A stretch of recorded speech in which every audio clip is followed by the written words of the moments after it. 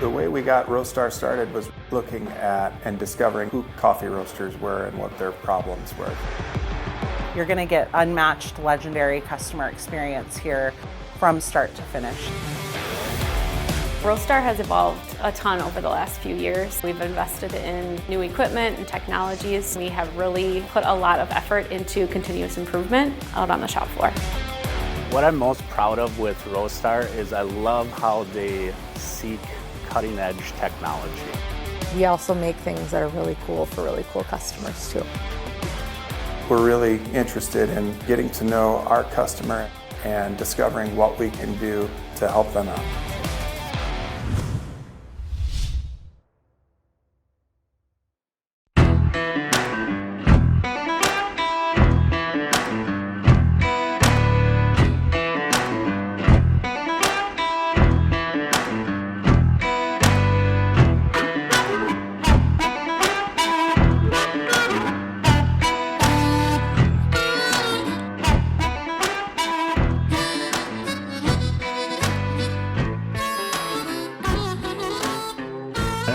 Hey there, everyone. Welcome to the Coffee People Podcast. I'm your host, Ryan Woldt. This show is presented by Roastar Coffee Packaging, found online at roastar.com. They've been a great source of support, helping enable us to tell the stories of people in the coffee industry, and we really appreciate that. You can also go to roastwestcoast.com to find recaps of this show, our Coffee Smarter podcast, so much other coffee content. And if you haven't poured yourself a cup of coffee, like I have, now is the time to get started. Our guest today is Chuck Patton, the founder and head roaster of Chuck's Roasts. He's also the human being behind Patton Coffee Consulting and was the original founder of the iconic Bird Rock Coffee Roasters. You can find him online at chuckroastscoffee.com. Of course, those links will be in all of our show notes wherever you're listening. Mr. Patton, welcome to our podcast today. Well, thanks for having me. I'm excited to be here. I should memorize all that. I've said it like 300 times, but it just seems like a lot of work. I mentioned that at the top there that you got started, or at least I know of your start as Bird Rock Coffee, but I'm wondering if before that even, what got you into coffee in the first place? You know, was there a moment or a memory that you thought, man, this is interesting? Yeah, I was thinking about that. And then I guess my earliest memory of coffee, I grew up here in San Diego, actually very close to where we live now in Bird Rock. And I think my earliest memory of coffee, my parents would entertain quite a bit, have friends over all the time. And every time they had company, I would go with my mom and we'd go over to a place called the Pannikin, which was really known as one of the first coffee houses, not just in Southern California, but definitely in San Diego. And Sure. Kind of an iconic place. But across the street from the Pannikin, they had a store. They would sell coffee equipment and, of course, roasted coffee and bulk tea, that kind of and I will never forget the smell of walking into that powerful roasted coffee smell when you go into a store that has bins of roasted coffee. And my mom would buy some coffee there and then go home, and after dinner, she would brew that coffee in a Chemex. And this was probably, mid 70s, late 70s. And I can distinctly remember, I was too young to drink the coffee, but I just remember loving the smell. She would grind it up on one of those little home grinders at the time. They were kind of like a spice mill, basically. But it was the smell and just watching the process and the ritual that always fascinated me, especially because what they drank was U-Ban in a can with a Mr. Coffee, 7 days a week. And so this was kind of a special event. And certainly the smell was nothing, the smell of that fresh roasted coffee was nothing like the smell of the U-Ban. And so I guess that would be my first real kind of memory of coffee and how special coffee can be and how people use coffee and the ritual of coffee. And that kind of was all wrapped up into that event. And then kind of got into drinking coffee. And as I got older, of course, in high school, it was more about getting the caffeine buzz, and having that before going to school, meeting some friends for breakfast or something, and seeing how much coffee we could drink, and getting the shakes during that first period class. And then I think probably was kind of starting to get into coffee in college, and certainly right after college, my wife and I moved to Japan for a year. And I was seeing things in Japan that I hadn't seen here. Their coffee culture was far different than at least what was going on in San Diego at the time. And this must have been mid 90s, 93. And a lot of the cafes there used the siphon or the vacuum brewing, and they were all into brewing by the cup. And I thought that was fascinating. And the flavor, blew me away a lot of the times there. And then when we moved back, we actually ended up in San Francisco, and that had a little bit more of a coffee culture going on than Southern California at the time. So But many of the sorry, I was going to say, so many of the stories I hear from people, their first coffee memories involve a grandmother usually. Yeah. And I think that's such an interesting way to connect. I have these tin enamel coffee mugs that my grandmother had in her house, and I still have Awesome. the cast iron grinder that was mounted on the wall of the kitchen at the farm. That's awesome. I've And used where was it? Where was it doesn't work well. That was in central Wisconsin. Oh, right on. That grinder is kind of like taking two cast iron pans and just smashing them together. There's not much delicate balance there. Well, I think that's how powerful coffee is. I mean, we kind of take it for granted, but there are so many moments over coffee, or like I said earlier, the ritual of coffee that you're exposed to as a young kid that just stay with you, or can stay with you, and have that power to make you think about coffee as something different from just a commodity, and something different from a way just to make it through work or make it to school. So you come back from Japan. Japan's coffee culture is always seemingly a step or two ahead of everyone else. And like I said, I had never seen anyone even attempt to do coffee by the cup before, and that's kind of was an interesting concept. And then it was San Francisco, and I was more, San Francisco had some independent cafes, but it certainly wasn't third wave coffee level.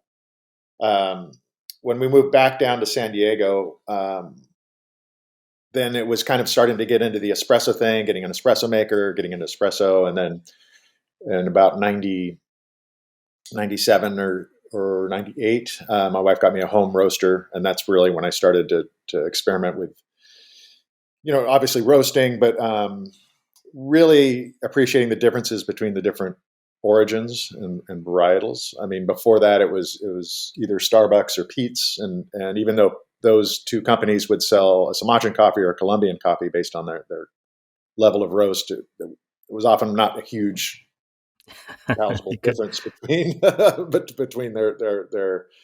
offerings. So that was pretty cool. Getting all the beans I got all the beans from Sweet Maria's, and that was really the start of it.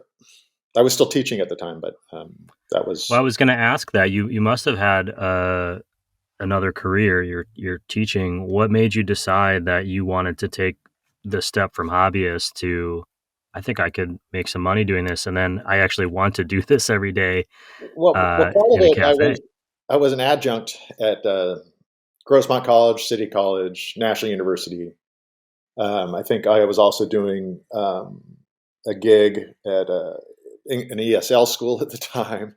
So, I mean, part of it was a profession, and I worked more than full time, but I didn't have a tenure track job. And so, it's kind of known as a freeway flyer. I would drive out to Grossmont in the morning, and then downtown in the afternoon, and National City in the evening.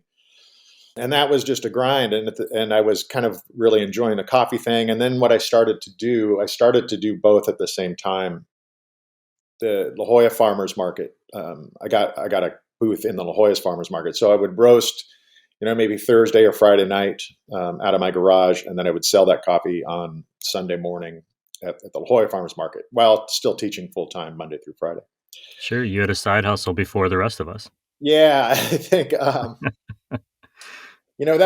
was good, and then as that started to get a little bit more popular. My wife had a really stable job at the time, and she was, we had good insurance. And so I was able to kind of make that leap, because you can only do that side hustle for so long, and then you have to either forget about it or go for it. And so luckily I was afforded opportunity to go for it. And then we evolved into having the cafe in Bird Rock, and then the rest is history, I guess. And I don't want to spend this whole show talking about Bird Rock. We easily could. There was a lot of history there, and I kind of think of Bird Rock as I'm looking around San Diego's coffee scene now. It's like the coaching tree in football. So many people that have their own coffee shops or their own roasteries now got their start there, or learned there, or and moved on, and that's a legacy that just continues to expand and expand. I'd also like to take a moment to toast to your wife and to my wife, who also has good insurance, enables me to do what I am doing, at least right now. Absolutely. How long was Bird Rock running as a roaster under you and your family? Well, I founded it in 2002, and at the time, I didn't really have a location. Like I said, early on, I was just roasting out of my garage, and then that was technically illegal. You had to use a commissary to do any food prep, and so the VFW, there's a VFW on Turquoise, and they allowed me to roast in there once they started to get a little more volume. And then I think I'm going to say around 2003 or four, I actually purchased a company called Destinations, and we did it with a home equity line of credit. And it was a guy who was operating in La Jolla, and it was just a wholesale business that he had out in Miramar. And around that time, I needed to buy a bigger roaster. I think I was using a Dietrich IR3 and operating out of a kiosk on Turquoise, but I really needed to step it up because I was starting to get some wholesale accounts. And so we bought his company and his book of sales and the roaster, and that was out in Miramar. And then we moved everything in 2006 to the Bird Rock location. And then we opened the roasting facility on Linda Rosa, I think in around 2014 or 15. And then shortly after that, the Little Italy location, and then we sold in 2016. So 2002 to 2016. That coincides with my arrival here. I mean, the news that you were selling was big news to the people that, I was in hospitality, and I had met a few people, and I lived in that area just south of Bird Rock Coffee's original location there, that cafe location. And so it was certainly something people were talking about, and it was kind of a precursor to a bunch of brewery sales that were about to happen in our marketplace. What was the impetus? You're running a business from the outside. People are going, oh, this is cool, and it must be a lot of fun and doing this. Why sell? You ended up selling to Jeff Taylor of PT's Coffee. Right. Yeah, I think that's a difficult question to answer, and I'm trying to figure out a good way to answer this. I think really in a nutshell, we never figured out how to run the company, how the company would run without us. And so I think some owners are really good at say pros and cons to it, but some owners are really good at being able to step back and saying, "Hey, this is your manager's responsibility. You deal with it. I'm going on vacation for 2 weeks or whatever." And we were never able to really figure out how to do that. So it was really a 7-day week operation. And when you get up to about 50 employees and multiple locations, you're pretty much dealing with something every couple of weeks, either an employee issue or you're dealing with an equipment issue or a customer issue, obviously. And it just begins to wear on you after a while. And it was basically, we were just overworked and starting to get a bit burnt out. And then, so I think there was actually one Sunday in particular, we decided to not work on a Sunday. It was crazy, right? So we decided to take our bikes and go around the bay. And I remember we were halfway around the bay, and I get a call from Bird Rock saying some plumbing issue that they couldn't figure out what the problem was, because I put the plumbing issue in, so I knew exactly what the problem was. So of course I had to turn the bike around and ride up there. And on the way, I'm just saying this isn't really a quality of. I mean, the quality of life that we're living isn't really what we should be enjoying. So it was really about that. It was really about maybe in hindsight, if we had figured out a better way to take time to step back and do some, self-care or more vacations or recharge, so to speak, we maybe would still own the company, but we didn't. Now that can be thought of as kind of a negative, but the positive was, I visited every location every day, and I was constantly involved in the quality control, and I was constantly involved. Obviously, Heather and Tony were our roasters, and then Nick and Heather But I was still had a hand in the roasting. And so I was still intimately involved in the business. And I think that the plus side of that is as far as a quality and from a customer's perspective. I mean, there was, I think, very rarely a quality issue on the customer's part. And that was primarily because I was so involved as an owner and making sure the place was clean and making sure, helping out when I needed to help out. So always kind of available. So that's kind of the flip side of being kind of a more of a hands-on owner. Yeah, I mean, nobody will ever see it the way that you see it. It's yours. Mhm. It's Right.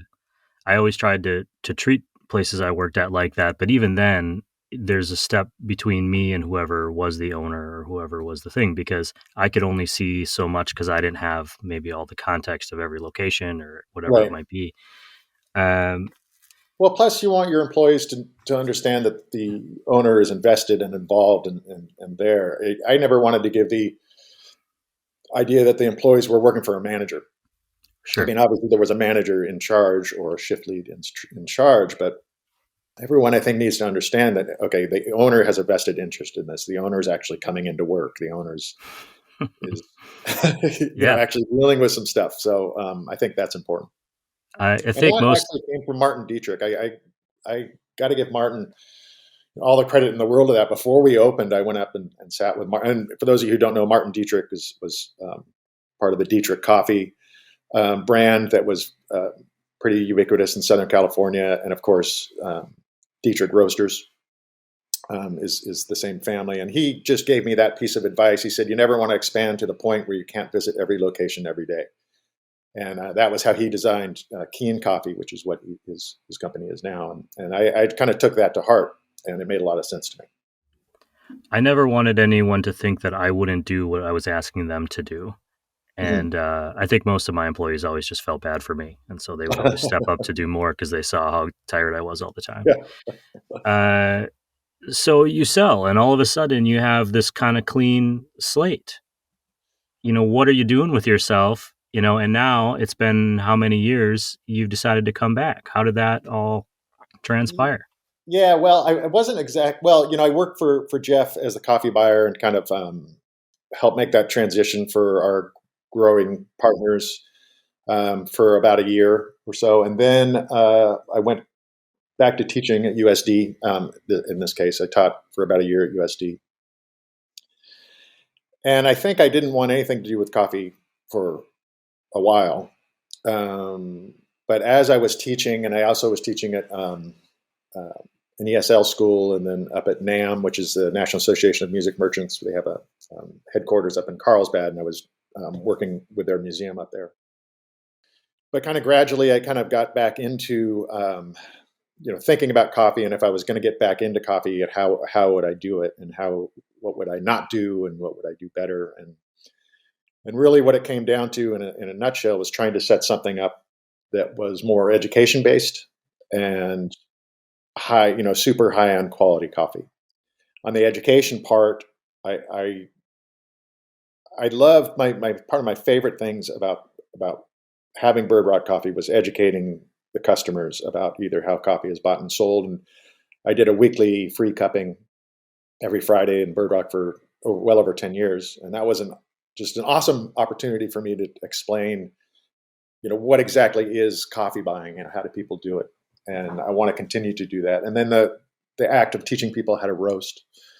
And then also helping other people coming up in the coffee business as far as kind of giving them some advice or counsel about how to start a coffee business and maybe some things they should avoid and some things they should do as they're figuring stuff out. So how can I kind of put all this stuff together? And during COVID, I bought a small Gießen from a company in Cape Town that wasn't using it, and it sat in our garage for about 2 years in a crate to Elkie, my wife's dismay, because it was taking up a lot of space. But then I was kind of throwing these ideas around, kind of conceptualizing what was going to happen, and then it came down to, okay, where am I going to put it? And it doesn't really, what I was thinking, at least at first, didn't really pencil to rent my own space because I didn't know how it was going to go, and I knew it was going to be super small scale. And then Chris from Coffee Cycle was opening up the OB space and offered a little kind of corner in his space to sublease. And that was really a perfect opportunity for me to pull the trigger and see what's going to go, see how this is going to go. So that's where I am now. Well, and it's a little bit full circle because I think Chris worked for you for like 7 years at Bird Rock before going off on his own to do Coffee Cycle. Yeah. And then I worked for Chris for a year when he opened his cafe. So there's this kind of weird connection here. One of the things with Chuck's Roast, obviously you went, on the nose. It's my coffee. I'm roasting it. Let's call it Chuck's Roast. That was a bit of a problem because, part of it is marketing myself and my expertise and the ability to source coffee and roast coffee. But, it's funny. When I was trying to think of a name for the company, all the cool names are now taken. It's totally different than it was 20 years ago. And I was asking, I know a couple of great, and a tube amp maker in town. And I was saying, hey, are there any cool names of old amps or vacuum tubes I can use? And the ones he presented me were actually already taken by other coffee companies and guitar maker, kind of the same thing.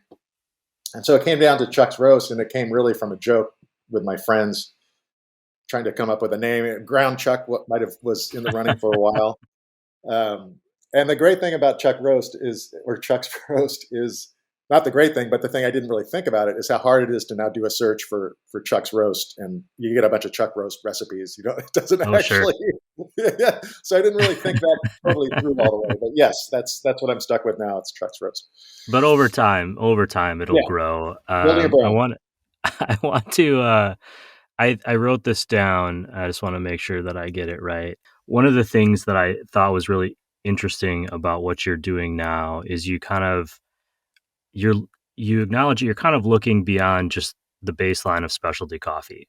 I think, it's specialty coffee, what we describe as it, or the quality level of it, say 83 plus points, if you care about that sort of thing, is pretty ubiquitous. You can go to almost any town in America and get a pretty damn good cup of coffee. Excuse my language. What I've noticed with some of the offerings that you've been putting out and some of the way you've been presenting it is something special and unique. How do you go about sourcing something that's the next thing beyond what people have been drinking now for, say, 10 years? Well, that opens up a lot of questions as far as how much of that is out there. And there's been this kind of side discussion that specialty coffee is over and there's no more real good coffee. And I think there is you could make an argument that a lot of the top people aren't really selling exceptional coffee. They're just selling good coffee. So it's definitely not easy. And this is one of the things that's going to be difficult, obviously, going forward, is because a lot of times I may only offer one or two coffees on my offering sheet. And I think what I would like to do is just offer coffees that, I said on the site, just coffees that I like. And that kind of eliminates a lot of coffees out there. Or I really like, I guess I should say. And so to go about sourcing those coffees, it takes a lot of work, a lot of getting samples in, and not really worried about the price of the coffee. And hopefully the consumers that are going to buy coffee from me aren't so much worried about that, because a lot of them are going to be on the spendier side. But for now, it's kind of leveraging a lot of the contacts we had at Bird Rock, as far as the brokers and the importers, and going through some of their offering sheets. Of course, Cup of Excellence. Looking forward to doing that this year. I'm not going to be doing as many sourcing trips as I did, and it doesn't really pencil with the small scale that I'm doing. But I probably will go to at least Panama this year, probably March, and maybe one other Central American country. Not to get too personal, and you can tell me, I'm not answering that. You're on your own. Does the finances of this whole operation, how important is that over the coffee, getting these coffees out to people? Because when I think about, say, if I were talking to somebody who was looking to start a coffee company, and they, when we talk about coffee companies serving just good coffee, maybe not great coffee, part of that is because there's a mass audience, there's a level you have to get at, so you're making enough money to stay in business. Right. Is that something you're factoring in here, or is this more about, no, this is important to me, that'll come, I want this type of coffee to be in the marketplace? Well, I think that'll come. I do think, and I can't, like, I think it's a mistake for a lot of younger coffee retailers, unless you have a retail location, to offer a wide range of coffee, number one. So if I look at someone's, like, if you're imagining, okay, who the hip people are in the country that are considered, the best coffee people, and a lot of them have 10 or 15 options on that. And I think if you eliminate the 8 of those, you're probably going to be left with a couple really exceptional coffees, and that's really what I'm going for. As far as the finances, I would be first to say that this is the 4th month that Chuck's Roast has actually officially been in business, and if we were renting a place, it would not be sustainable at this point. There's no way, and I owe Chris a lot of that. It's just subleasing space and not having utilities, and a lot of the extra costs that are associated with renting a space allows me to kind of get to the point where maybe the brand is known and the coffees are becoming known before I get to that next phase. Now, obviously, there'll come a day when Chris needs the space that I'm in, as they're growing that roasting operation, or they're going to have to roast every day. And right now, it's working out really well because they aren't roasting every day, and I'm roasting on the days that they aren't roasting. So I know that there's an end point when he's going to say, Chuck, it's time for you to move on. And I'm hoping by that point that I have, and it's basically this whole situation has given me time to kind of see if I can get to that point where if I'm just offering a small handful of coffees, is that going to be sustainable? Is this going to be penciling? And I like the direction we're going. I certainly like some of the successes I've seen so far, but we'll see. We'll see. As somebody who drinks a lot of coffee from a lot of different places, in part because of my work and in part because of what I just enjoy going to new places, I think you do have you hit the nail on the head saying there's only so many excellent coffees being offered, in part because I can count, as it's the beginning of 2025 and I've been reflecting a little bit on 2024.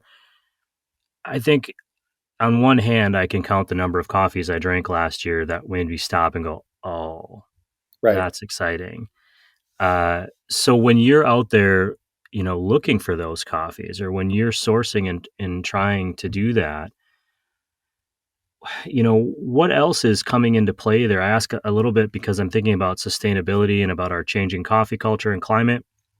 Are you able to find those excellent coffees and then also meet all the other factors or other criteria that you might have personally putting into it? Well, that's a good question. And again, to kind of take apart a couple of things that you said, as far as thinking back on having a couple coffees in 2024 that you really made you stop. That would be the goal of my entire offering sheet. So any coffee that someone gets from Chuck's Roast would have that effect on someone. Now, the flip side of that is everybody has different tastes and different appreciation of coffee. And so sometimes when I'm sourcing coffee, I'm definitely thinking of it from my perspective. So I chose to kick this company off with that Yemen coffee because Yemen coffee had a huge impact on me when I was starting my coffee journey as far as the wildness of it. Now, not everyone digs Yemeni coffee because it is super particular and super interesting. But so that was really coming from my head and my space. Hey, I want to do this. This is important to me. Maybe someone else will dig it. Now, I have a couple Kenyans, which I'm selling now that I know right when I tasted them, okay, people are going to dig this. So I'm going to buy these coffees. Now, I have a Colombian coffee that's incoming. And again, it was a very personal move. It's a solid, great cup. But again, it's coming from a place that, okay, this cup reminds me of sourcing in Colombia. And this is what I always liked about Colombian coffees is wrapped up in this cup. Now, again, it's going to be kind of like the Yemen. Will other people get that same vibe? But I'm really sourcing coffee from kind of a personal perspective a lot of the time. Now, when it comes to sustainability, and climate issues. If I'm not actually doing the sourcing on my own, obviously I'm dependent on, okay, who's bringing this coffee in, and the people I'm using have that same ethos. Like Cafe Imports, I use for that Yemen, and of course they have a long history of being sustainable and doing things at the farm level. Of course, I've used Red Fox and Aleco. Also I trust what they're doing and know that they do good work as well. So I'm kind of reliant on those people. I don't know if you can see it, but I don't think you can, but I actually have a Red Fox burlap sack behind me, behind this little stand here, kind of blocking Super. the view of the closet behind me. I saw a article about your new venture in Daily Coffee News that referred to you as a legend. When you look in the mirror, do you think to yourself, I am legend Chuck Patton going to work today? Like, how does that make you feel? I try and remind my wife all the time when I get in trouble, hey, look, I'm a legend. It's right there in front. I'm allowed some mistakes every now and then. No, of course not. But yeah, that was a pretty nice compliment. But well, I mean, I do. There is, I guess, a certain amount of ego involved. I mean, I am proud of what we accomplished with Bird Rock. I think we were able to do some things that hadn't been done in San Diego, and maybe some things that had not been done by a lot of other roasters anywhere. There were times, and I was reflecting last night, looking forward to this interview, and I was kind of reflecting about, there were definitely times in when I was running Bird Rock when I knew for a fact that we had the best, say, offering sheet than anyone else in the country right now. Not all the time, of course, but maybe there was a month in a year where I know there was no way there wasn't. I don't care, Stump Down, Intelligentsia, any of those guys. I know our coffee is better, and so there was a certain amount of ego, and there was definitely an amount of pride in running that. Now, like I said earlier, as far as calling the company Chuck's Roast, part of what I'm selling is the past success and expertise. Going as far as legend, I don't know about that, but I do have to kind of rely on the fact that I've accomplished X, Y, and Z, and that's kind of what I'm building on for this new venture. Sure. Well, not for nothing. Somebody once told me that I was possibly the best restaurant manager they ever had right before they fired me. So you never really know.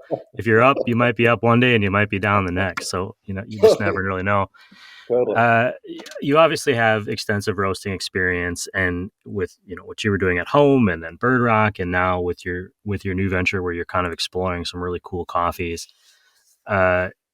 If a young roaster came to you and just asked, what advice would you give them? And said, hey, if I could get any piece of advice from you, what would you say? And I'm saying specifically like someone who wants to be actively roasting the coffee. Yeah, I would say don't use roasting software.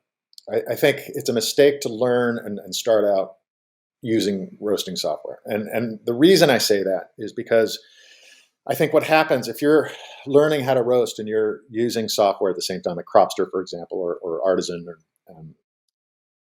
I think what happens is you become sucked into this graph and then at the same time you're listening to these experts in the field, and there are some great people in the field talking a lot, but a lot of the message that they're presenting young roasters is you must be absolutely consistent. You have to stick with this roast curve. If you wait more than 6 minutes between your roast, then you're not going to have the consistency. And I think that's bullshit. I think roasting should be approached, especially early on, more like cooking.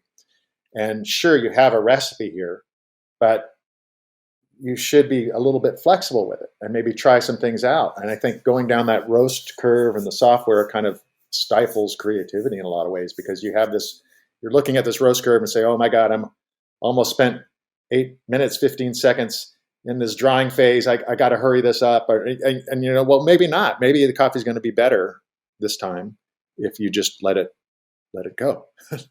And I think a lot of times when I'm seeing younger roasters roast, they're not even looking at the beans. They're not smelling the beans. They're not taking the dryer out at all sometimes during the roast. And I think that's a huge mistake. Now, once you learn how to roast in an analog fashion, when you're looking at the beans, when you're experimenting more, then I think roasting software is very important. And I think it can help you not only with consistency, but I think it can help you identify maybe where you went wrong with a particular roast.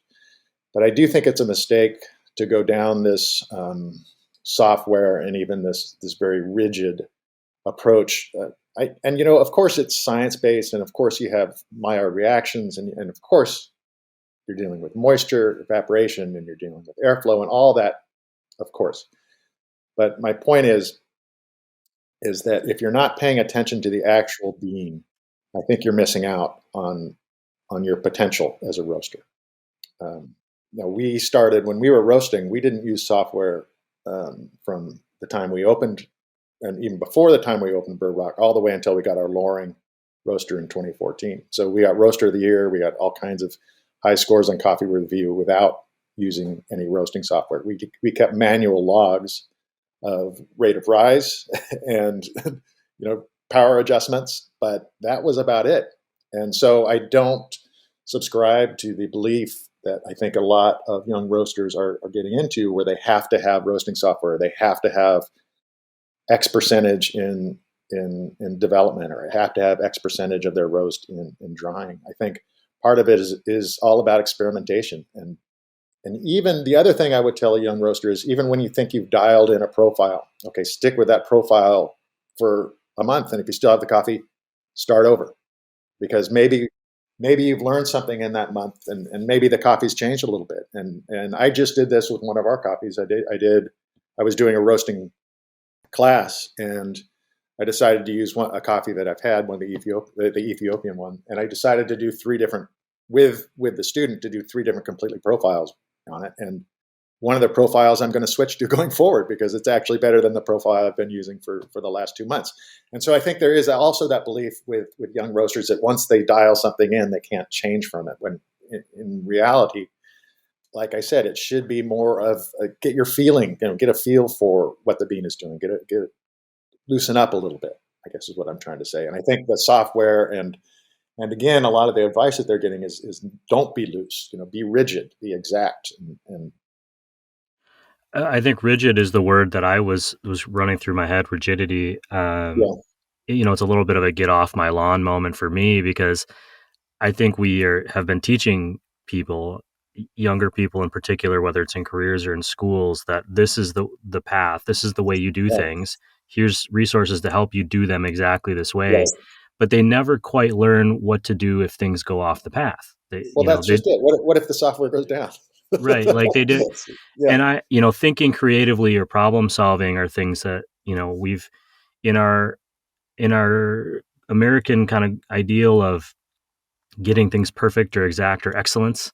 Right. We've set a standard. This is what that is, and this is how you get there. And all of a sudden, if you start falling off that path, I think those are the best things. This is why my wife, I do most of our cooking, and she hates it, because whenever I make something she likes, she goes, "Oh, well, can you make this again?" I'm like, "Well, sure, but I got no idea how I got here."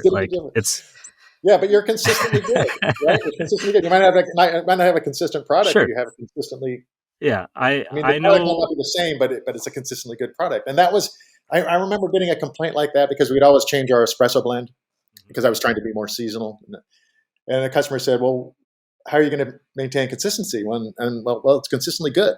And that's just like how I approach roasting. I mean, it's obviously when you nail a roast, and especially if you get, let's say, a Coffee Review score, you want then to be you want people to experience exactly what the Coffee Review scored on that coffee. So you follow that exact profile, and that's a very specific event. But yeah, you're absolutely right. And that's kind of how I'm trying to teach roasting is with that in mind. Okay, it's going to be analog. You're going to look at the bean. You're going to smell the bean. What are the differences between that?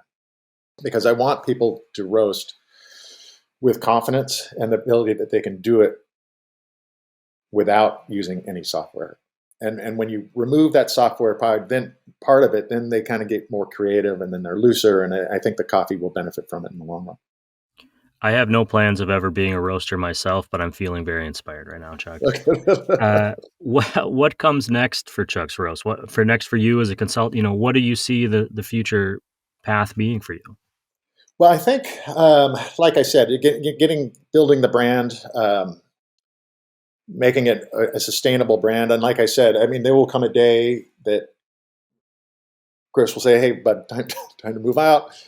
And so I was kind of thinking about that. What I really would like to do is have the training be a bigger part of the business, and to have a space where I can do that on a more regular basis. And what I'm kind of toying with is to have a space that I could offer a little bit of retail in the morning. I never want to get back in the espresso game, but in theory, it would be with. Have you heard of the ground control units? Those brewers. Mm-hmm. So we hosted one of their first prototypes at Little Italy, and so we worked with those guys before that came to market. And I was always fascinated with it. And I thought it was such a great tool. And I really believe the way Eli and that group have designed it, that you can run a coffee retail location without an espresso machine and just use that. And that's what I want to do. If I ever found a really small location to have a little bit of retail, but just use the ground control, so just offering brewed coffee, and it also brews a concentrate, and so you have a little bit more flexibility there than say a Curtis brewer, and to offer really perfectly brewed coffee, and as a way to sell coffee beans, in the morning, and then run some classes and consulting in the afternoon. That would be ideal. So yeah, I guess that would be the long range plan of Chuck's Roast. I don't know if you got this message I sent kind of late, but something new that we've been doing on the show is just asking people about the things that are important to them, and if they have any sort of charitable or nonprofit efforts that they care about or that they support. And if so, we want to share it on the show. I haven't really thought about that, but I have always had a soft spot for Grounds for Health. And we aren't, to the point where we can do a lot of charitable work right now, or Chuck's Roast isn't. I can say I'm not to the point. But that was a company or an organization that we always love to support, and hopefully we'll get to support that again as we grow a little bit. We'll definitely share that in our podcast show notes and everywhere that the show comes out. When you're out exploring, maybe not an origin trip, maybe you're just running up the coast somewhere and you pop into a new place, what are you going to order? I always just order brewed coffee, and I think you can tell a lot about a place and how they present that to you, and you get a feel for how they're roasting, or how their roaster is roasting. I very rarely get an espresso or cortado or strata. I always gravitate towards, okay, how's the brewed coffee? And so that's 99% of the time. That's what I do. Did I miss anything today that you wanted to share? No, I think we're good. I want to thank you so much for giving the opportunity to come on here and talk a little bit. Hey, I'm the one talking to a legend, sir. And it's been a pleasure. I appreciate you being here. To everyone else listening, you'll find all the links that we chatted about in today's episode, including the one to chuckroastscoffee.com. That's also the Instagram at chuckroastcoffee. Yeah, and that's kind of a mouthful, chucksroastcoffee.com. But it's actually, so we have a workaround of that is chucks-roast.com. That's a little easier, and it links to that same. We'll make sure people can find it. It's in our show notes. It's in our newsletter. This show is part of our Roast West Coast Coffee Network, and can be found on all the favorite podcast platforms, Apple and Spotify. Just search for Coffee People, and shout out to our presenting sponsor, Roastar Incorporated. We appreciate their efforts, and they're a coffee packaging company helping small businesses tell their big story. That's all for today. Anything to say? No, I think we're all good. Thank you so much, Ryan. All right, we're out. Thank you everyone for listening to the stories of Coffee People. Tip your baristas and be sure to drink good coffee. That's it. All right, thanks, Ryan. Yeah, you're welcome.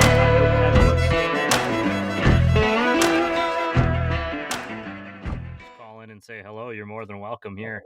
Right on. Certainly appreciate that. I already hit the recording thing, and I saw your email, and I mean, we talked about so much stuff last time. I didn't want to run out of time, but you, in addition to like making good coffee, you teach people.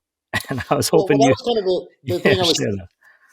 Excuse me. That was the thing I was thinking about after I talked to you, because we were talking a lot about feasibility of just offering a couple awesome coffees rather than a line of 10 coffees. Yeah. And maybe those are awesome.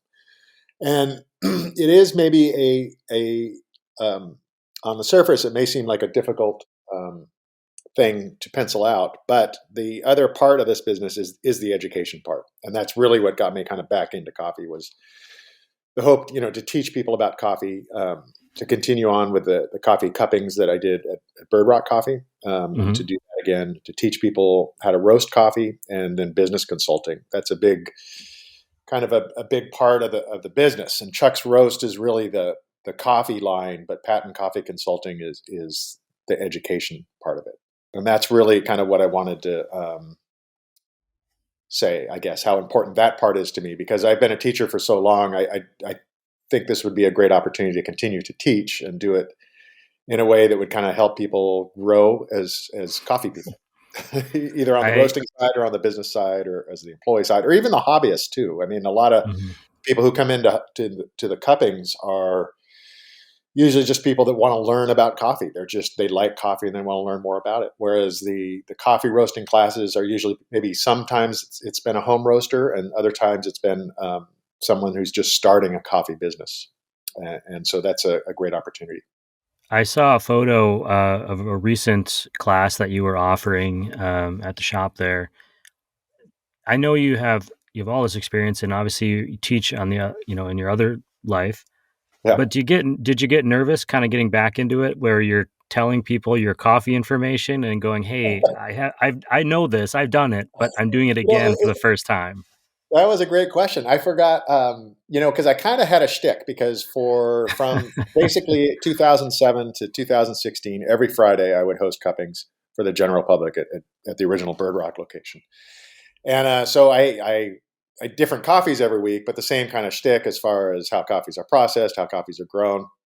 And I think it was one of the first times I did a cupping after not doing it in public for so many years. I forgot how to explain the wash process. And I was stumbling over, and I had totally just, like, I couldn't explain to the guests properly what washed processed coffee is. And that's really the most basic thing you should know if you're going to do a coffee cupping. So yeah, definitely had some stumbles early on, but it was just, then it's just kind of like muscle memory. Once you get going, it's pretty easy again. Now I never taught people how to roast coffee before. So that's a brand new lesson plan. And what I'm trying to do is not teach roasting on a home roaster, but to do it on the Gießen. So they actually have some experience roasting coffee on an actual commercial roaster. So the customer for that, then, just to clarify, maybe somebody who's already tried a little bit of home roasting on a 1 pound roaster, or small roaster, they're looking to see, could I take the next step? That's the person. Absolutely right. And that's pretty much everyone who's taken the class before. And I have one person who's been in the business for a while, just needs to refine kind of what they're doing. And I gave him some tips over the phone, and he's going to come down and take a lesson, and we'll kind of work on some refining with his style of roast. But as far as approaching those roasting classes, as I was talking about earlier, I don't think young roasters should rely on software. And when I teach a roasting class, it's all analog, and I'm having them really write down temperature tracking, and they're not relying on the software basically at all until they do a couple roasts, and then I can kind of teach them how software works and how software can help you with consistency and stuff. But I do think it's crucial, as I was saying earlier, when you're teaching someone or when someone's just starting out, to kind of do it the analog way at first. So that means I have to ask about. No, that's okay. I have to ask then. There was an article that I saw recently. This is over the pond, where a roaster developed an entire profile and roast using only ChatGPT AI prompts, but didn't tell anyone that's where it came from, and put it out as one of their own coffees next to their other coffees. I bet it was great. What do you say? What do you say about the cup quality? They're saying that it's one of their most popular coffees at this point, that they went through the process. How do we move into this new world where we can do that? Well, wait a minute. Now a couple things. Now ChatGPT is a little different, because it's kind of going back to, that methodology of how people are, I'm sure it's science-based, what happens, the chemical reactions, when you should do it. But my point is that what you actually said in the last in our last chat was the rigidity of how people are supposed to roast now. And that's a great demonstration of you can maybe do it a different way and still come up with a different result. And, and be open to new things and mistakes even. And that could lead to some great coffee. So I'm sorry, what was the second part of your question? No, Rose, just curious about your feeling about it. You're talking about analog and writing things down on a piece of paper. And that's the opposite, right? Yeah, for our younger audience, paper is like this thing that comes from like trees that get cut up and mashed, and then they dry it. You can use charcoal to write on it. It's cool. Right. Look into it. But it's just a totally different, model. There's going to be a generation a few years from now coming up that's how they'll get started. That's how they'll learn the basics. I do. And I'll go back to the cooking analogy too. I mean, you have a recipe for anything you're going to cook, and it's just about. I think what we're kind of losing is that feel, that kind of sensory feel, that just trusting your intuition. And when you're kind of feeling, okay, I think I should make an adjustment here. I mean, that's okay to do that. It doesn't have to wait for a sign and a signal to tell you to do it. Once you've roasted several coffees, it's just like cooking a dish for a while. The temperature might be different. So whatever protein you're cooking might, work differently, or something might be different. Just be open to that and go with it. And what do you feel about it? Trying to get people to that state where I guess what it is getting to the point where you're confident enough to trust how you're feeling about a roast, and not depending on what something is telling you to do at a particular time. Sure. Anything else that we missed when we talked last time? Well, I think the other one little thing I wanted to bring up was, as far as the coffees, I do have a couple coffees I'm kind of excited about right now. We have a couple from Kenya, one called Kenya Key, which is the mill name, and then another one, Rungeto. And they're very, very different Kenyan coffees. Coffee Review just gave the Key a 94, and that'll probably be published next week.